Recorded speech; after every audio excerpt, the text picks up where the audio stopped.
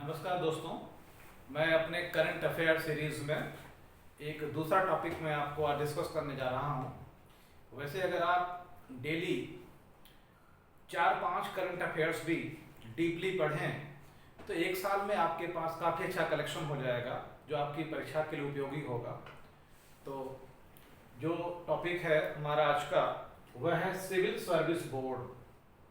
सबसे पहले ये है कि ये चर्चा में क्यों है, क्यों बनाया गया, ये इसका उद्देश्य क्या है। देखिए 2013 में सुप्रीम कोर्ट ने एक जजमेंट दिया था, एक निर्णय दिया था, एक निर्देश दिया था, अपने जजमेंट के द्वारा एक डायरेक्शन दिया था। और उस डायरेक्शन में सुप्रीम कोर्ट ने ये कहा था प्रत्येक राज्य को और केंद्र को अपने कार्यक्षेत्र में, अपनी टेरिटरी में, अपनी सीमाओं के अंदर आयोग का गठन करना चाहिए। कैसा आयोग? Civil service board. एक सिविल सर्विस बोर्ड का गठन करना चाहिए। और ये सिविल सर्विस बोर्ड क्या करेगा?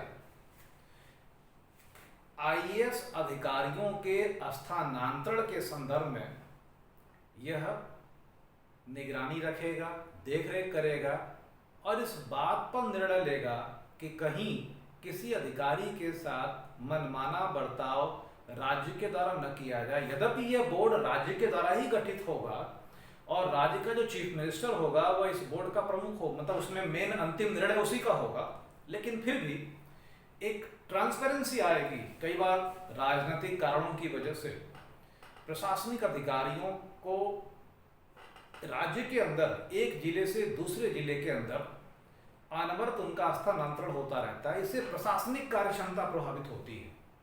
एक अधिकारी जब किसी जिले में जाता है और वहां पर कुछ समय तक कार्य करता है, रहता है, तो अभी वहां के माहौल को, स्थितियों को समझ के उसे सॉल्व करने की दिशा में आगे बढ़ता है। इसी बीच अगर कोई राजनीतिक हस्तक्षेप हो जाए तो उसका स्थानांतरण भी हो जाता है। तो ऐसे में कार्य क्षमता प्रभावित होती है। तो एक महत्वपूर्ण निर्णय लिया फिलहाल वर्तमान में पंजाब सरकार ने, और पंजाब सरकार के द्वारा जो ये निर्णय लिया गया ये 2013 के सर्वोच्च न्यायालय के निर्देशों के अनुरूप है। और क्या निर्णय लिया गया? निर्णय ये लिया गया कि आईएएस अधिकारियों के स्थानांतरण के लिए पंजाब राज्य में ये सिविल सर्विस बोर्ड गठित होगा। इस बोर्ड में 3 सदस्यों को रखा गया है।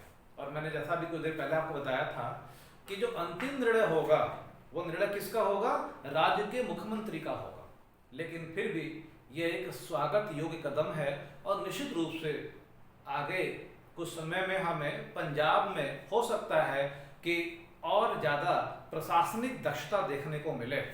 वैसे ये निर्देश प्रत्येक राज्य के लिए था, लेकिन अधिकांश राज्यों ने सुप्रीम कोर्ट के इस निर्देश के अनुरूप कार्य नहीं किया, जो चिंताजनक है। निश्चित रूप से उन्हें ऐसा करना चाहिए और इस प्रकार के मैकेनिज्म को बनाए जाने की आवश्यकता है। नमस्कार।